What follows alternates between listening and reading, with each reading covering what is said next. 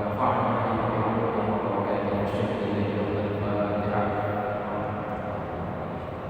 أعوذ بالله من الشيطان بسم الله الرحمن الرحيم الحمد لله رب العالمين الرحمن الرحيم مالك يوم الدين إياك نعبد وإياك نستعين اهدنا الصراط المستقيم صراط الذين أنعمت عليهم غير المغضوب عليهم ولا الضالين. أعوذ بالله من الشيطان الرجيم بسم الله الرحمن الرحيم السلام عليكم ورحمة الله وبركاته. الحمد لله رب العالمين والصلاة والسلام على أشرف الأنبياء والمرسلين سيدنا ومولانا محمد وعلى آله وأصحابه أجمعين أما بعد. Segala puji dan syukur atas limpahan nikmat karunia Allah Ta'ala, mulai dari ujung rambut hingga ujung kaki. Dirinya juga nikmat diutusnya baginda Nabi Muhammad sehingga bisa menyampaikan kepada kita risalah iman, Islam dan ihsan. Salawat dan salam juga semoga Allah Ta'ala curahkan kepada anak Nabi Muhammad beserta keluarga dan para sahabatnya sekalian. Jamaah salat maghrib Masjid Baitul Ghufur, Masjid Agung Abdiya yang dimuliakan Allah Ta'ala. Kita kembali lagi dalam kajian fikih. Dalam hal ini yang kita bawa adalah Fiqhul Islam wal Adillah karangan daripada Ustaz Dr. Wahbah Suhaimi. Itu Profesor Dr. Syekh Wahbah Suhaimi. Kita kaji sudah sampai kemarin pada masalah yang berkaitan dengan sumber hukum Islam. Kemudian kemarin sudah dijelaskan kenapa terjadi perbedaan fatwa dan hukum dari para ulama. Kemudian kita masuk di sini pada bagian yang penting juga berkenaan dengan istilah-istilah yang ada di dalam ilmu fikih yang orang tersebut tidak akan paham kalau bila ingin mendalami ilmu fikih tapi dia tidak mengerti istilah tersebut, maka istilah pemahaman seseorang terhadap fikih itu tidak sempurna. Yang pertama, istilah dalam fuqahaul madzhab tentang apa yang dimaksud dengan ahli fikih dalam berbagai mazhab. Di sini ada definisi disebutkan al-faqih, al-mufti, al-mazhab.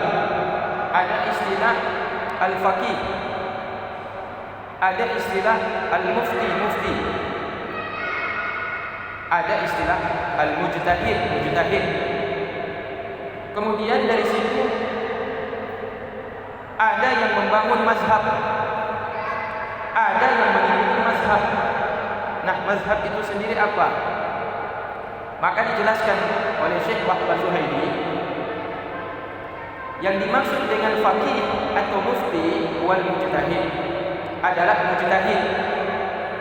Sedangkan mujtahid itu sendiri artinya huwallazi hasalat lahu malakatun yaqtadiru biha ala istinbatil ahkam min adillatiha. Yang dimaksud dengan seorang mujtahid adalah seseorang yang telah memiliki malakah kemampuan yaqtadiru biha, yang sanggup dengan kemampuan yang dia miliki tersebut untuk menggali hukum-hukum dari dalil-dalil yang dia peroleh terhadap hukum-hukum yang dia gali. Jadi ini definisi daripada mujtahid secara umum ya. Jadi seorang faqih, ahli fikih atau seorang mufti itu juga yang dimaksud di sini adalah mujtahid. Sedangkan arti daripada mujtahid adalah orang yang sudah memiliki kemampuan untuk menggali hukum-hukum langsung dari dalil-dalil yang dia peroleh dari sumber hukum tersebut. Dan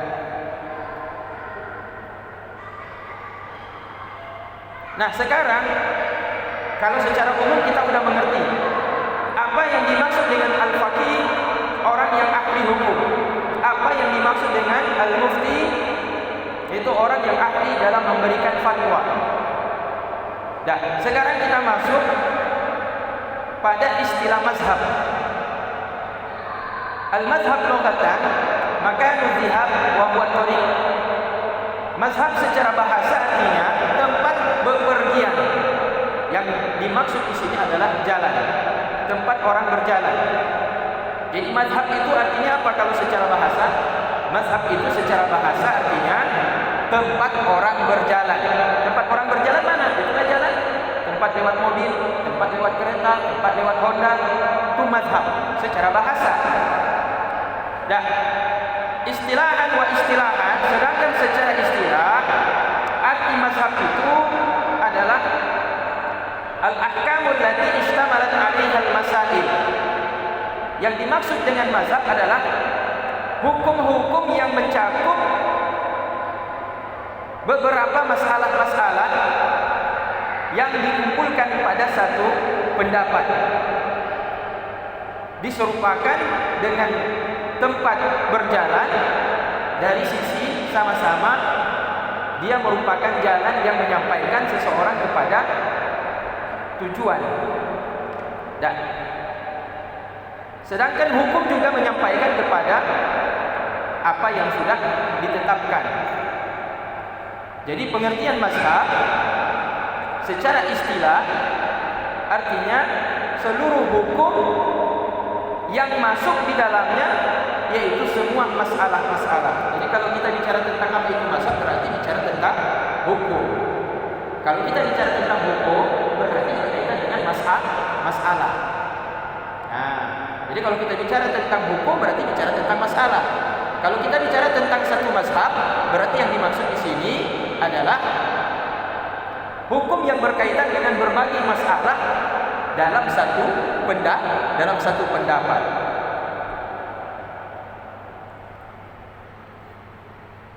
Walaqad bada'at nawatil madzahib fi asri sahabah.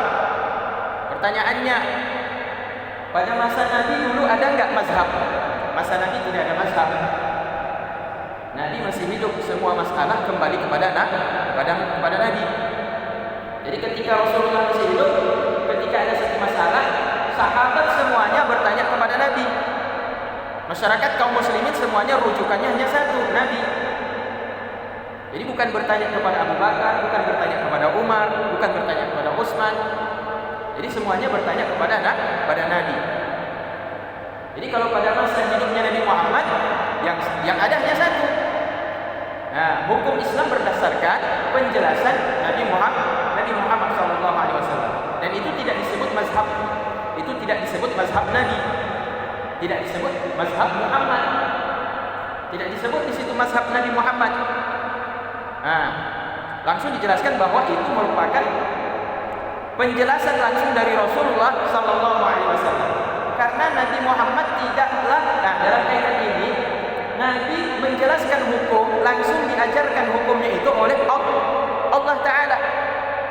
Nah, misalkan ketika turun wahyu, ketika ada orang bertanya tentang bagaimana hukum haid, turun langsung ayat yang berkaitan dengan haid. Ketika ada orang bertanya tentang apa hukumnya khamar, turun langsung ayat yang menjelaskan tentang khamar. Jadi Nabi menjelaskan apa yang diturunkan oleh Allah Ta'ala. Begitu Nabi kita Muhammad meninggal dunia, disinilah mulai terjadi perbedaan. Sebagian sahabat umat Islam pada masa itu, mereka bertanya kepada Aisyah. Sebagian datang kepada Abu Bakar. Sebagian bertanya kepada Utsman. Sebagian bertanya kepada Ali. Sebagian bertanya kepada Umar. Sebagian bertanya kepada Thalhah. Sebagian bertanya kepada Zubair. Sebagian bertanya kepada Abdullah bin Umar. sebagian bertanya kepada Abdullah bin Abbas. Mulai disitulah kemudian terjadilah perbedaan-perbedaan di dalam menentukan, yaitu hukum dalam suatu masalah. Cuma tidak terkenal disebut mazhab Aisyah, tidak terkenal disebut dengan nama mazhab Umar bin Khattab, tidak terkenal disebut dengan mazhab Utsman bin Affan, tidak populer disebut dengan mazhab yaitu Abu Bakar atau mazhab Ali bin Abi Thalib atau mazhab Ibnu Abbas atau Abdullah bin Umar, tidak terkenal. Tapi beliau di sini mengatakan, di sini Syekh Wahbah Zuhaili mengatakan, fakana masalan mazhab Aisyah, maka dulu, nah ini beliau menjelaskan tentang dulu istilah mazhab itu pun sudah ada, tapi tidak populer seperti populernya penyebutan mazhab Hanafi, mazhab Maliki, mazhab Syafi'i, mazhab Hambali. Fakana masalan, maka dahulu tersebut ada disebut juga mazhab Aisyah. Dulu ada mazhab Aisyah, tidak disebut tapi ada mazhab Aisyah. Wa madhhabu Abdullah bin Umar, dan ada mazhab Abdullah bin Umar, putranya Umar bin Khattab. Wa madhhab Abdullah bin Mas'ud, dan mazhab itu Abdullah ibnu Mas'ud. Wa ghairihim, dan selain daripada mereka. Karena kenapa Abdullah bin Mas'ud menjadi tempat bertanya para sahabat. Begitu juga Abdullah bin Umar, putra daripada Umar bin Khattab, menjadi tempat bertanya para sahabat. Di saat Rasul meninggal dunia, maka sahabat-sahabat yang lain menjadikan mereka yang ahli tentang hukum-hukum ini sebagai rujukan di dalam menjawab pertanyaan-pertanyaan yang timbul masalah di saat itu. Thumma fi asri tabi'in, kemudian pada masa at-tabi'in. At-tabi'in berarti masanya orang-orang yang jumpa dengan sahabat tapi tidak sempat berjumpa dengan Rasulullah sallallahu alaihi wasallam. Nah, kemudian pada masa at-tabi'in ishtahara fuqaha'ul Madinati sab'ah. Masyhurlah para ahli fikih di negeri Madinah, yaitu 7 orang. Ya, mereka siapa? Sa'id bin Musayyab, tabi'in, bukan sahabat. Sa'id bin Musayyab termasuk di antara ulama yang besar pada era at-tabi'in sesudah, yaitu eranya sahabat. Jadi tempat bertanya juga ini. Wa Urwah bin Zubair, wal Qasim bin Muhammad, wa Kharijah bin Zaid, wa Abu Bakar bin Abdurrahman bin Haris ibnu Hisham, wa Sulaiman bin Yasar, wa Ubaidillah bin Abdillah ibni Utbah bin Mas'ud, wa Nafi maula Abdillah bin Umar. Ini dari kelompok Madinah. Ini dari kelompok Madinah yang mereka menetap dan mengajar, menjadi mufti, menjelaskan tentang hukum problema yang ada pada masa itu. Mereka berdomisili yaitu di negeri Madinah. Jadi ini 7 orang yang terkenal sebagai mufti atau penjelas yang menjelaskan tentang hukum yang terjadi pada masa itu. Jadi kalau dikatakan ada mazhab siapa di sini pada masa itu, pada masa tabi'in. Kalau masa sahabat tadi sudah dijelaskan kan? Ada mazhab Aisyah, ada mazhab Utsman, ada mazhab Abdullah bin Umar, ada mazhab Abdullah bin Mas'ud. Kalau pada masa tabi'in siapa? Ini dia. Mazhab Sa'id bin Musayyab, mazhab Urwah bin Zubair, mazhab Qasim bin Muhammad, mazhab Kharijah bin Zaid, mazhab Abu Bakar bin Abdurrahman bin Haris ibnu Hisham. Ada 7 kelompok dari kota Madinah. Wa min ahli Kufah, dan daripada ahli Kufah. Kufah berarti ini salah satu di antara kota terbesar yang ada di negeri Irak. Karena dulu ada 2 kelompok ulama besar di negeri Irak. Yang pertama Kufah, yang kedua Baghdad. Basrah ya. Basrah bukan Baghdad. Baghdad ini terkenal sekarang ibu kota Irak. Tetapi para alim ulama dan para penuntut ilmu agama, banyak mereka menimba ilmu dikarenakan banyak alim ulama yang hebat pada masa itu. Yang pertama di negeri Kufah, yang kedua di negeri Basrah. Di kalangan para tabi'in yang termasuk mereka mendirikan mazhab, atau bukan mendirikan mazhab, tapi menjadi tempat bertanya dan mereka menjelaskan tentang hukum tersebut pada era at-tabi'in, yaitu Alqamah bin Mas'ud, Ibrahim An-Nakhai, Syekh Ahmad bin Abi Sulaiman, syekhnya Abi Hanifah. Ini adalah gurunya Abi Hanifah. Wa min ahli Basrah, dan daripada kelompok Basrah, yaitu negeri Irak, di wilayah kabupaten kota Basrah. Kalau tadi Kufah, yaitu Hasan Al-Basri. Jadi ini ada salah satu di antaranya yang masyhur, itu mazhab Hasan Basri. Mazhab Hasan Basri. Kalau dari negeri Basrah. Tapi kalau dari negeri Kufah, ada mazhab Alqamah bin Mas'ud, ada mazhab Ibrahim An-Nakhai, ada mazhab Syekh Ahmad bin Abi Sulaiman, ada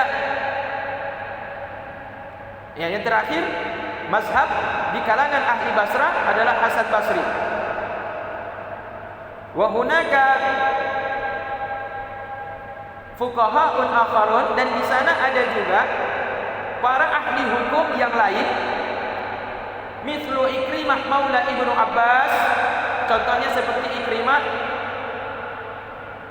dan contoh yang lain seperti Aitha bin Abi Rabah, dan contoh seperti Atus bin Kayyas, Muhammad bin Sirin, Aswad bin Yazid, Masruq bin A'raj, Alqamah An-Nakhai, Asy-Sya'bi, Sa'id bin Jabir, Maqbul Ad-Dimashqi, wa Abu Idris Al-Khulani.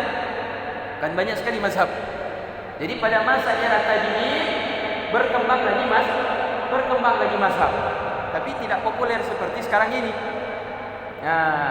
Tidak ada orang kalau kita, mazhab apa yang kamu pakai? Mazhab tabi'in. Tabi'in rame. Yang mana yang kau ikut? Saya saja udah lupa tadi, saking banyaknya. Salah satu tadi disebutkan dari kalangan Basrah, mazhab Hasan Basri. Dari kalangan Kufah, Alqamah bin Mas'ud, Ibrahim An-Nakhai, dan seterusnya seperti yang sudah dijelaskan.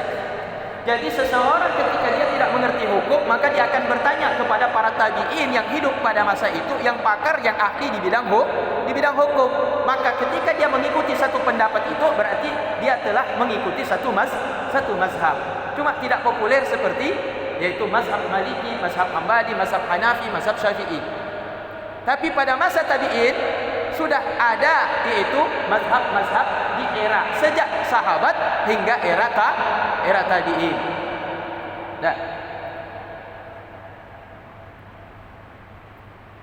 Wa fi awal al-qurni tsani ila muntasif al-qurni ar-rabi', dan pada awal kurun abad yang kedua hingga sampai pada pertengahan kurun ar-rabi' al-hijri, hingga sampai pada yaitu abad yang keempat daripada hijrah, tahun hijrah.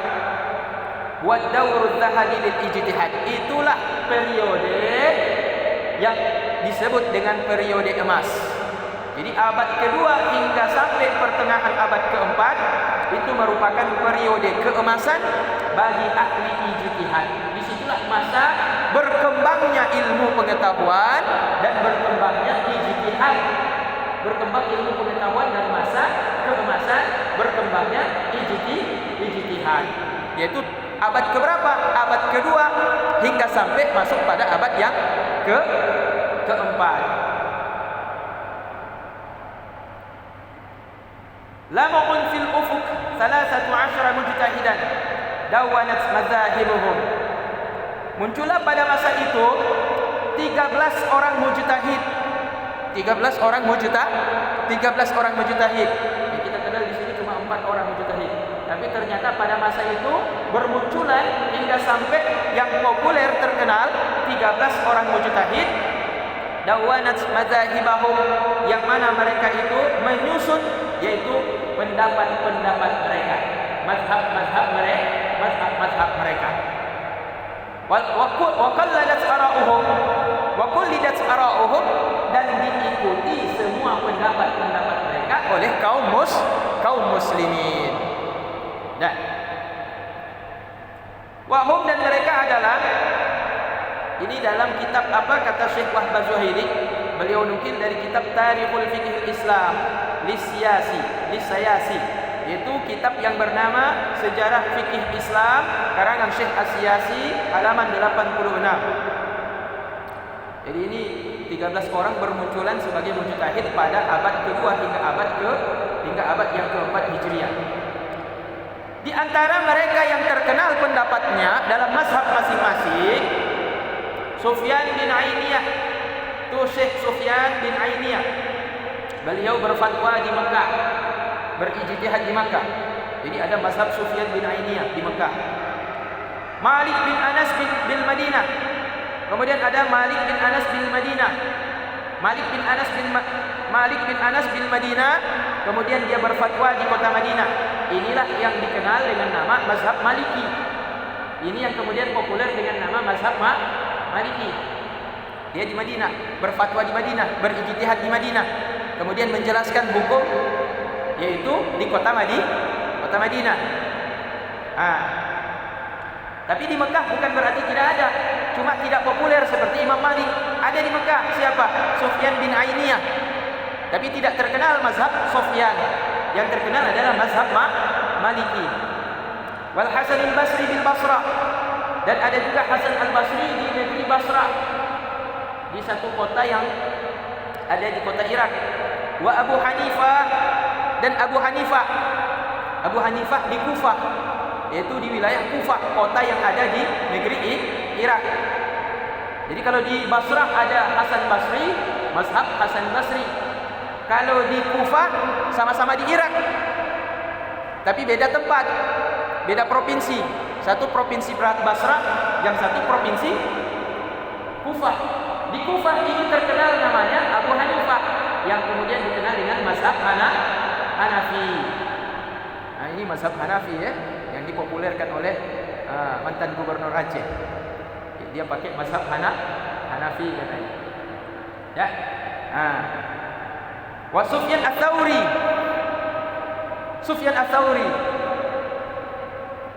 Ini Sufyan Ats-Tsauri ini juga termasuk populer, sering mengeluarkan statement hukum, keputusan hukum, dan beliau berdomisili mengajar yaitu di negeri Kufah, sama dengan yaitu Imam Abu Hanifah, sama-sama di Kufah. Tapi yang terkenal adalah Imam Abu Hanifah. Sedangkan Sufyan Ats-Tsauri, beliau ini kurang populer, sehingga lama-lama mazhabnya mati sendiri karena tidak ada pengikut, muridnya sedikit, akhirnya habis, sehingga tidak ada yang melanjutkan fatwa-fatwa beliau. Sementara Abu Hanifah muridnya banyak dan muridnya mengajar lagi. Akhirnya muridnya turun sampai detik ini masih ada pengikut mazhab Hanafi. Jadi kalau Ats-Tsauri, mazhab Imam Sufyan Ats-Tsauri tahun 161 Hijriah. 161 Hijriah. Dulu populer, tapi kemudian karena semakin berkurang muridnya, berkurang pengikutnya, tidak ada yang melanjutkan fatwa beliau atau mengarang kitab-kitab untuk menjelaskan tentang fatwa-fatwa beliau, maka mazhab beliau itu meninggal, sama seperti meninggalnya yaitu murid-murid beliau. Begitu hilang muridnya, meninggal, maka meninggal juga mazhabnya. Al-Auza'i, selanjutnya ada Al-Auza'i tahun 157 Hijriah. Bahkan ini di belakang daripada Sufyan Ats-Tsauri. Kalau Sufyan Ats-Tsauri 161, kalau Al-Auza'i 157 Hijriah. Di Syam, di negeri Syam yang sekarang kita lihat hancur, yaitu Syria. Nah, beliau berfatwa di sana, menjelaskan hukum di sana, memutuskan hukum di sana, mengkader generasi ulama juga di sana. Tetapi ini kemudian mazhab Auza'i ini juga lenyap ditelan zaman. Wa Syafi'i, dan mazhab Syafi'i. Kita tahu sendiri mazhab Syafi'i tersebar hingga sampai ke Aceh. Dan bertahan hingga sampai detik ini. Karena kenapa? Karena murid-muridnya mengajar lagi, muridnya terus yang di bawah mengajar lagi, muridnya terus mengkader lagi ulama turun sampai sekarang. sekarang ini masih ada ulama yang meneruskan pendapat-pendapat daripada Imam Syafi'i. Nah, mazhabnya ini masih berlaku, masih berjalan, masih dipegang, masih dijadikan sebagai rujukan, karena masih sampai sekarang masih ada kader yang terus menjalankan. Besok kalau nggak ada lagi ulama yang mengikuti Syafi'i, maka mazhab ini juga akan lenyap. Sama seperti mazhab yang di belakang tadi. Al-Laits bin Sa'ad di Misra. Mazhab Laits bin Sa'ad. Al-Laits bin Sa'ad ini populer di Mesir. Tapi lama-lama hilang. Tapi pada masa hidupnya dan era murid-muridnya itu terkenal mazhab Al-Laits ini. Jadi bukan cuma di Mesir itu bukan cuma Syafi'i, ada Hanafi, ada Maliki, ada Syafi'i, ada Hambali, ada Al-Laits. Tetapi hilang, lama-lama hilang. Karena kenapa? Muridnya berkurang. Ulama-ulama yang mengikuti pendapat Al-Laits ini berkurang. Akhirnya nggak ada lagi. Akhirnya meninggal. Mazhabnya meninggal, hilang. Dan wa Ishaq bin Rahiyah bin Naisabur. Mazhab Ishaq bin Rahiyah berada di wilayah Naisabur. Naisabur ini wilayah dekat ini Khurasan, yaitu Iran, masuk wilayah Persia. Ini Ishaq bin Rahiyah ini juga lenyap mazhabnya. Tapi ada dulu ada mazhab Ishaq bin Rahiyah. Abu Thawr dan Ahmad. Mazhab Abu Thawri dan mazhab Ahmad bin Hanbal. Nah, ini masih bertahan sampai sekarang, dikenal dengan mazhab yaitu Hambali. Mazhab Hambali.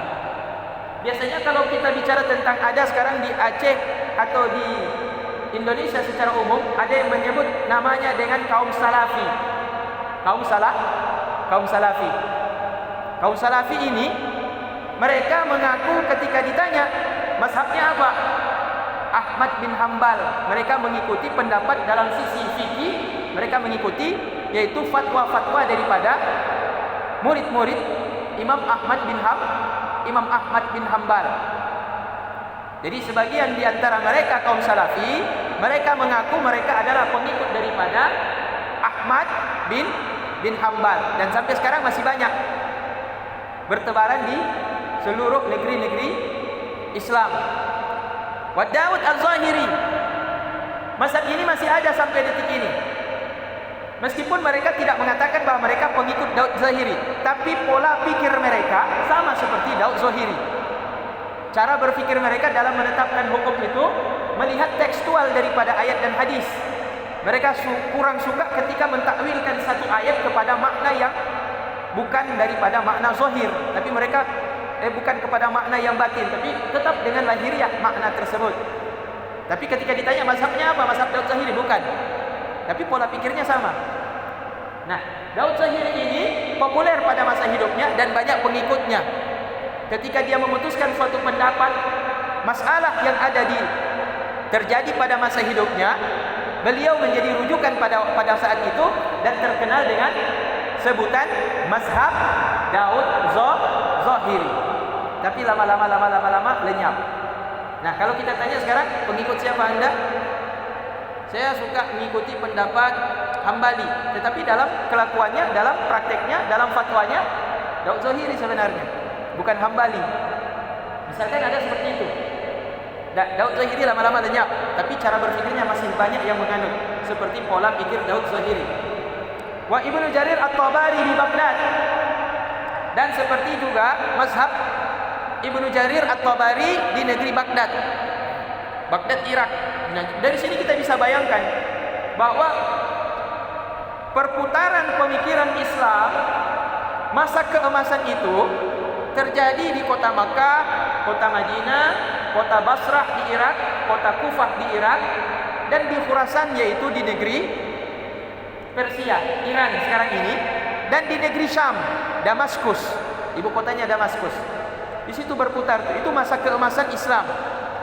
Masa keemasan bagi penggalian hukum-hukum di era keemasan Islam. Dan banyak sekali di situ mufti-mujtahid yang menjadi rujukan-rujukan kaum muslimin dalam menyelesaikan masalah atau problema yang terjadi dan timbul pada masa dan era mereka hidup. Nah, sekarang lantas kenapa sekarang berkurang mazhabnya? Kenapa sekarang tinggal 4? Kenapa tinggal 4 di sana sekarang? Kenapa cuma kalau ditanya kenapa anda taklid ke siapa? Saya taklid kepada Maliki. Oh, berarti anda penganut mazhab Maliki? Iya, Maliki. Anda taklid kepada siapa? Ikut ke siapa? Syafi'i. Oh, berarti anda Syafi'i ya? Iya, Syafi'i. Anda ikut kepada siapa? Hanafi. Iya, berarti Hanafi anda. Ikut kepada siapa? Hambali. Berarti anda bermazhab Hambali. Kenapa tidak mengikut kepada yang lain? Karena yang lain pengikutnya makin lama hilang. Sehingga tidak populer lagi.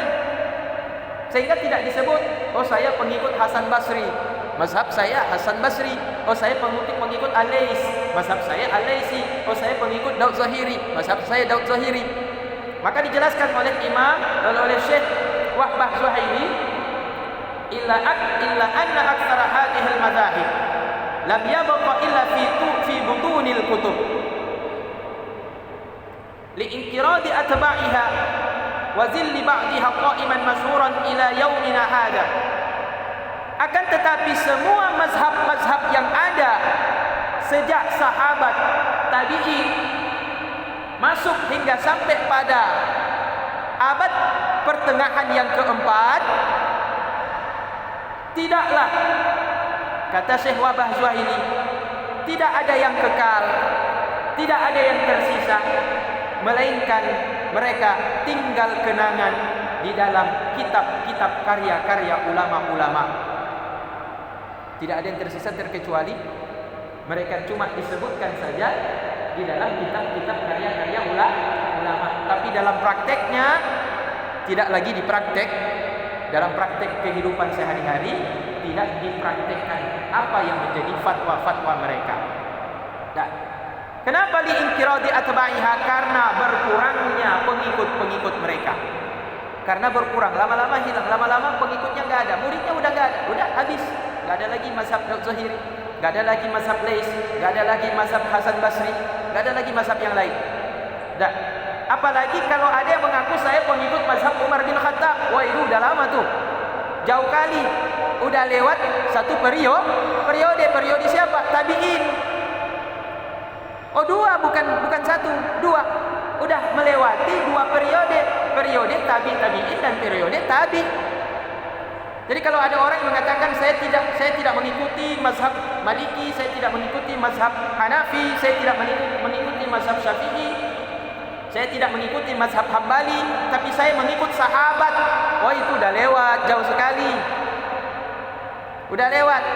Sedangkan pada masa tabi'in mereka tidak mengikut sahabat, mereka mengikut tabi.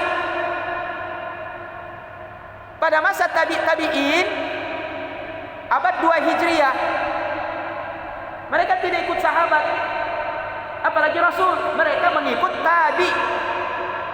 Karena ketika mereka ingin bertanya terhadap satu masalah yang muncul, mereka tidak jumpa lagi dengan Nabi. Nabi dah wafat. Jadi mereka cuma berjumpa dengan tabi'in. Jangankan dengan Nabi, jangankan dengan sahabat, dengan tabi saja mereka enggak jumpa. Yang jumpa dengan tabi'in. Jadi yang memutuskan masalah hukum yang terjadi pada masa itu adalah tabi'in. Maka pada masa itu mereka mengikut mazhab tabi'in, dan tabi'in tadi sudah disebutkan. Tabi'in tadi sudah disebutkan. Siapa-siapa? Tadi Al-Lais, Daud Zahiri, Hasan Basri. Termasuk di dalamnya adalah Abu Hanifah, masuk dalam kelompok tabi'in. Tapi satu pendapat mengatakan Abu Hanifah bukan tabi'in, beliau tabi. Kenapa beliau tabi? Beliau hidup pada era tabi karena beliau berguru kepada salah satu sahabat Rasulullah. Karena tabi adalah orang yang tidak jumpa dengan Nabi, tapi berjumpa dengan orang yang berjumpa dengan Nabi, yaitu berjumpa dengan sahabat. Itu Abu Hanifah sempat jumpa dengan sahabat. Siapa? Sahabat Anas bin Malik. Sahabat Anas bin Malik ini sahabat Nabi. Imam Abu Hanifah dari semua mazhab yang masih tersisa hingga sampai detik ini masih diamalkan, dipraktekkan, dan masih banyak ulama-ulama yang mengikuti pendapat mazhab tersebut. Salah satunya diantaranya adalah mazhab yang paling tua, yang paling bertahan sampai ini adalah mazhabnya Abu Hanifah, itu mazhab Hanafi. Kenapa dia mazhab paling tua? Padahal kan banyak mazhab yang dulu-dulu sebelum beliau. Iya, tapi sudah nggak ada pengikut. Sudah tidak ada pengikut. Jadi yang ada pengikut yang paling tua adalah mazhab Hanafi. Kenapa dia paling tua daripada 4 mazhab tersebut? Karena dia yang paling lama lahir, yang paling duluan lahir, dan dialah yang jumpa dengan sahabat Rasulullah, yaitu muridnya, gurunya adalah Anas bin Malik. Imam Abu Hanifah sempat meriwayatkan langsung hadis langsung daripada Anas bin Malik, yaitu hadis yang populer sekali. Apa hadis tersebut? Talabul ilmi faridatun ala kulli muslimin wa muslimah. Hadis tersebut Abu Hanifah tidak meriwayatkan dari tabi, tapi langsung meriwayatkan dari sahabat Rasulullah sallallahu alaihi wasallam yang pada saat itu masih tersisa, masih hidup di saat hidupnya Abu Hanifah.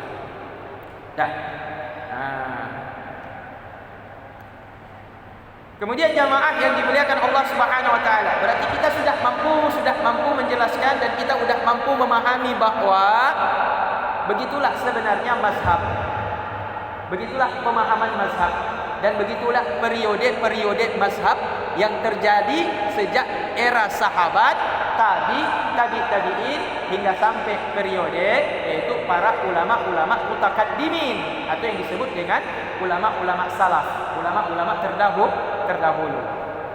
Nah, sekarang kita masuk pada mazhab yang paling populer, pada mazhab yang senantiasa menjadi rujukan hingga sampai yaitu abad milenium ini. Nah, awalan yang pertama adalah Abu Hanifah. Siapa nama asli beliau?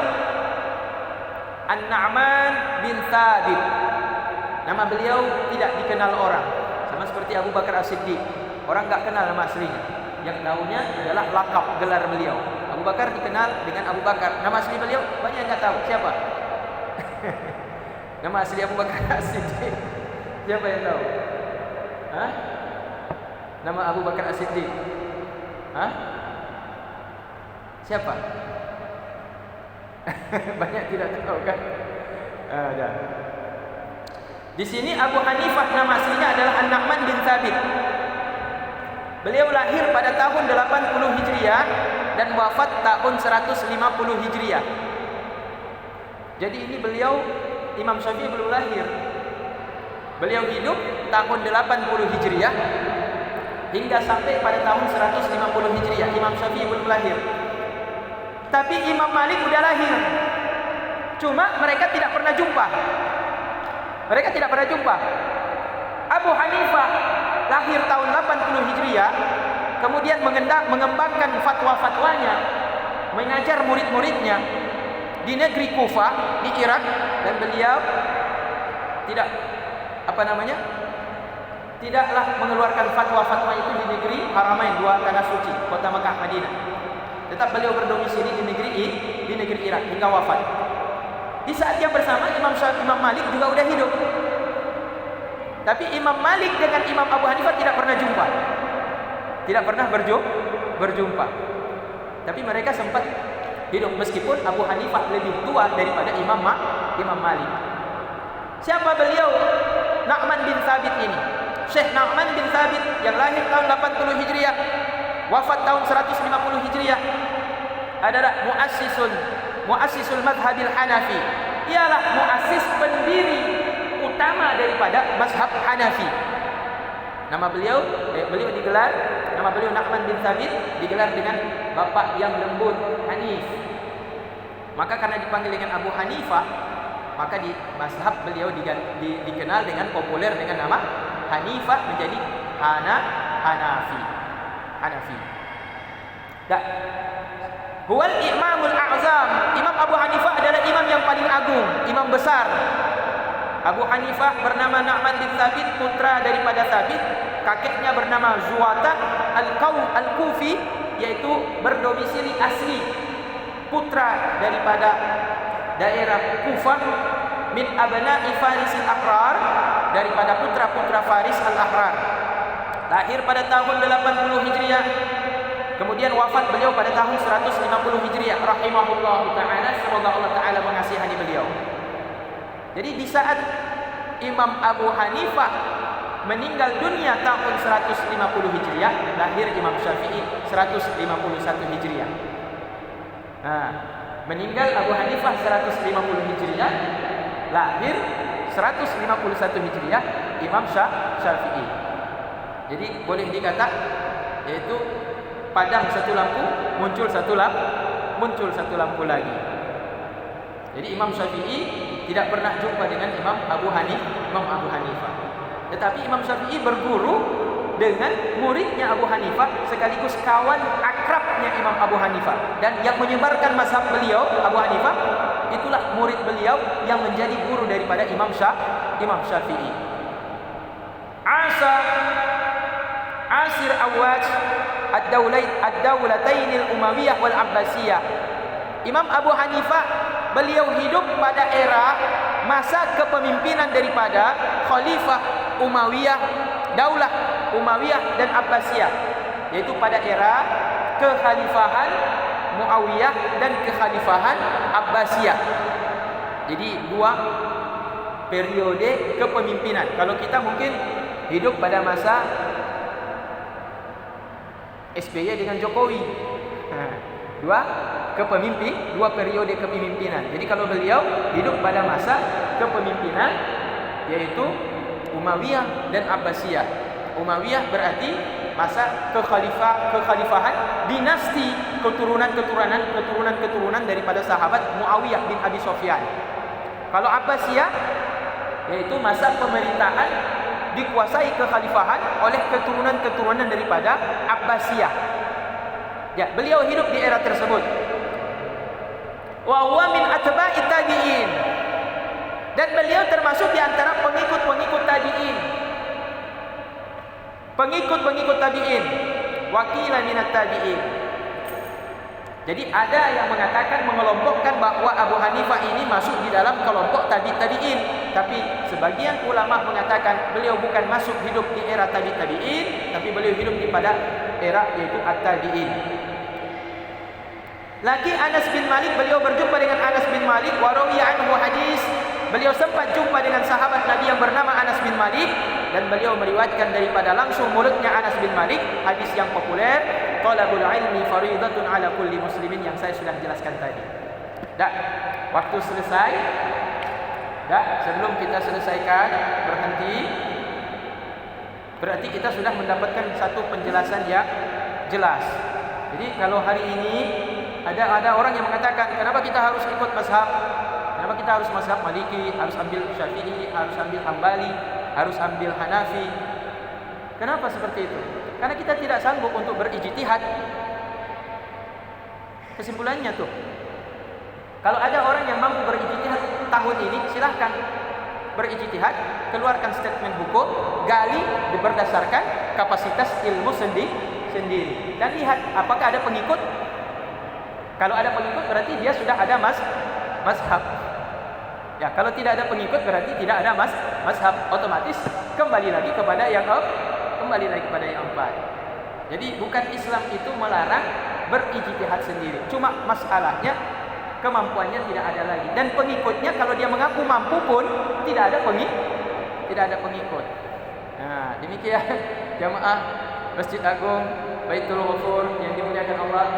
Semoga sekelumit penjelasan ini bisa menambah yaitu toleransi kita terhadap perbedaan, yaitu tata cara ibadah dan pemikiran di dalam Islam. Demikian, assalamualaikum warahmatullahi wabarakatuh.